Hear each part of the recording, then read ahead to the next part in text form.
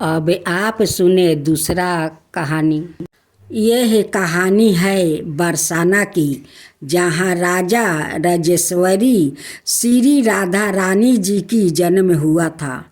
बरसाना में श्री राधा जी का एक मंदिर है, जिसके पास एक सेठ जी रहा करते थे। सेठ जी बहुत ही संपन्न थे। उनके पास सब कुछ था। आलीशान दुकान, बेभाव 3 बेटे और 3 बहुएं। सेठ जी यूँ तो हर तरीके से ध्यान संपन्न थे, लेकिन फिर भी उनके मन में बड़ा दुख था। उन्हें हमेशा लगता था कि काश उनकी एक पुत्री भी होती। उन्हें लगता था अगर उनके एक पुत्री होती तो वो अपने मन की सारी बात अपनी पुत्री को बताते और पुत्री को बहुत दुलार करते। कुछ समय पहले सेठ जी की पत्नी का देहांत हो गया था, इसलिए सेठ जी बहुत अकेलापन महसूस करते थे। सेठ जी हमेशा अपने घर के पास स्थित मंदिर में श्री राधा जी के दर्शन करने जाया करते थे। एक दिन जब सेठ जी मंदिर में श्री राधा जी के दर्शन करने गया, उस दिन मंदिर में एक संत पधारे। सेठ जी को कुछ उदास देखकर संत ने सेठ जी से पूछा, उदास क्यों हो बेटा? सेठ जी बोले, महाराज मेरे कोई बेटी नहीं है, इसलिए मैं उदास हूँ। संत मुस्कुराया और बोले, यदि जीवन में किसी का अभाव है तो उसकी जगह भगवान को बिठा लेना चाहिए। सेठ जी बोले, महाराज मेरे तो कोई बेटी नहीं है, तो मुझे क्या करना चाहिए? संत बोले, अरे सेठ, जब तुम्हें बरसाने का पास मिला है तो तुम बरसाने की बेटी श्री राधा जी को ही अपनी बेटी क्यों नहीं मान लेते हो? संत की यह बात सेठ जी को बहुत पसंद आई। उसी दिन सेठ जी ने श्री राधा जी का एक बड़ा चित्र मंगवाया और उसे अपने कमरे में लगवा लिया। अब तो सेठ जी का जीवन ही बदल गया।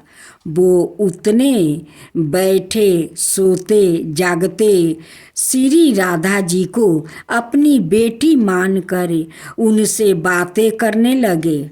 उन्हें अपनी पुत्री को हर बात बताने में बहुत आनंद आता था।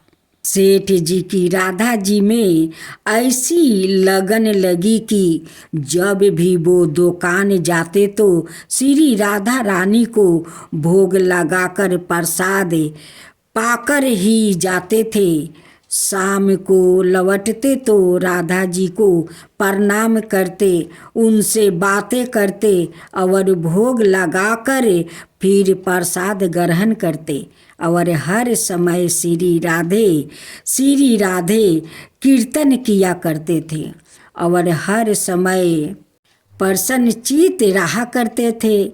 जब भी सेठ जी से कोई उनका परिचय पूछता तो सेठ जी कहते, 3 बहू बेटे हैं, घर में सुख सुविधा है, पूरी संपत्ति भरी भवन में रहती है, नहीं कोई मजबूरी है, कृष्णा कृपा से जीवन पथ में आती है, ना कोई बाधा, मैं बड़भागी पिता हूँ, मेरी बेटी है श्री राधा।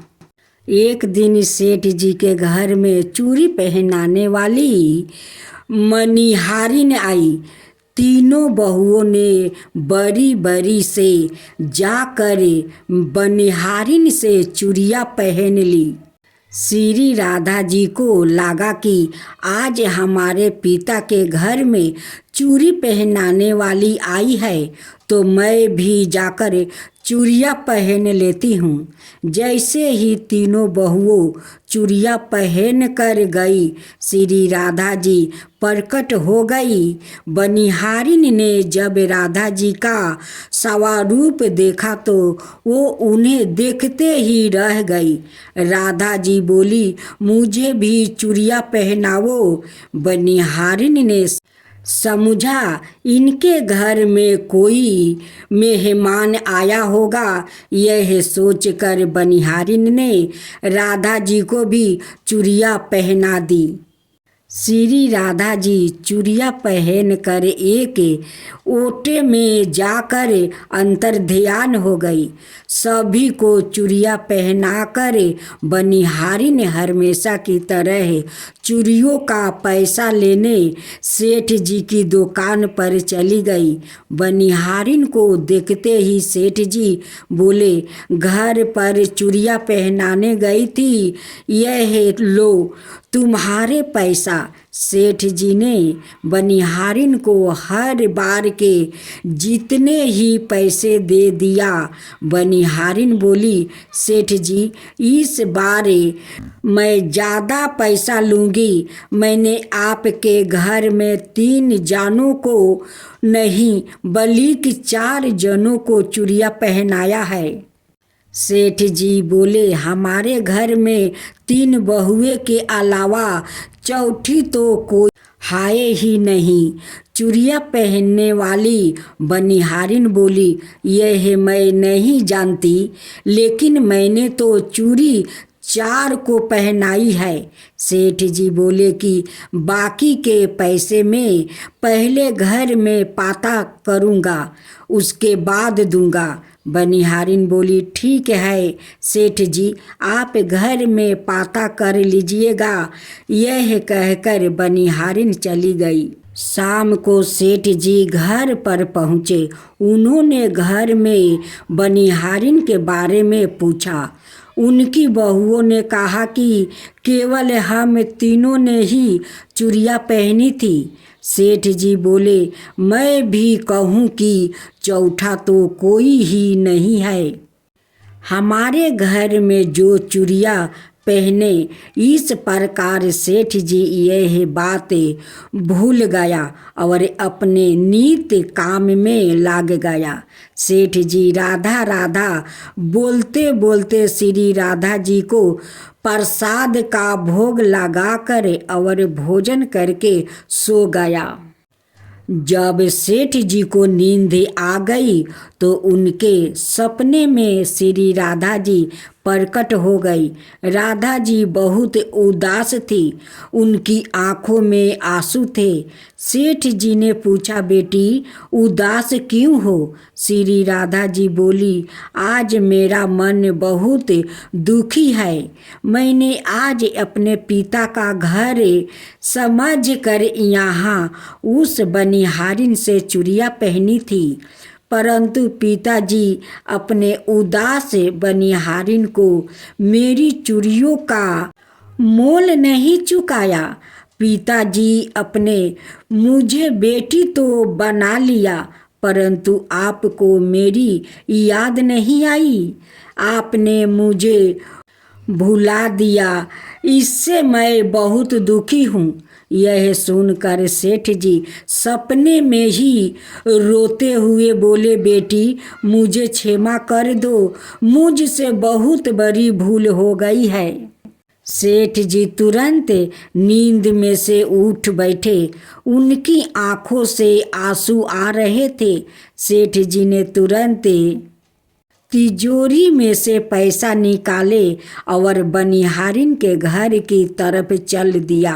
सेठ जी ने बनिहारिन के घर का दरवाज़ा खटखटाया। बनिहारिन ने दरवाज़ा खोला। सेठ जी आप इतनी रात को? सेठ जी को अपने घर पर देखकर बनिहारिन चौंक गई। सेठ जी के नेत्र में आंसू भरे थे। सेठ जी बोले, तुम्हारे जैसा बड़ी भागी कोई नहीं है। बनिहारिन बोली, सेठ जी क्या हुआ? सेठ जी बोले, मैंने राधा जी को अपनी बेटी बनाया, परंतु मैंने उन्हें कभी अपने नेत्रों से नहीं देखा, लेकिन तुमने आज उन्हें राधा जी को अपने हाथों से चूड़ियाँ पहनाई है। आज तुम्हारे जितने भाग्यशाली इस धरती पर कोई नहीं है। मैं तुम्हें अपनी पुत्री की पहनी हुई चूड़ियों का मूल्य चुकाने आया हूँ। यह कहकर सेठ जी ने रुपये से भरी हुई थैली बनिहारिन के सामने रख दिया और कहा, इसमें से जो भी लेना हो वो ले लो।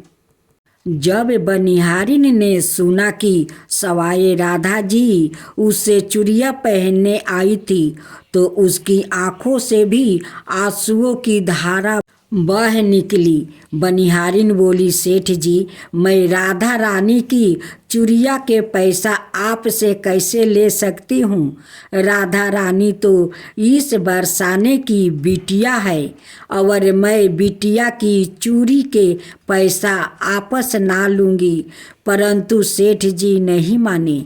सेठ जी ने रुपये से भरी हुई थैली बनिहारिन के घर पर रख आई और वहाँ से सीधे श्री राधा जी के मंदिर चले गए। उस दिन के बाद सेठ जी ने कुछ छोड़कर संन्यास ले लिया और अपना देश जीवन राधा जी के मंदिर में राधा जी की भक्ति करते करते बिता दिया।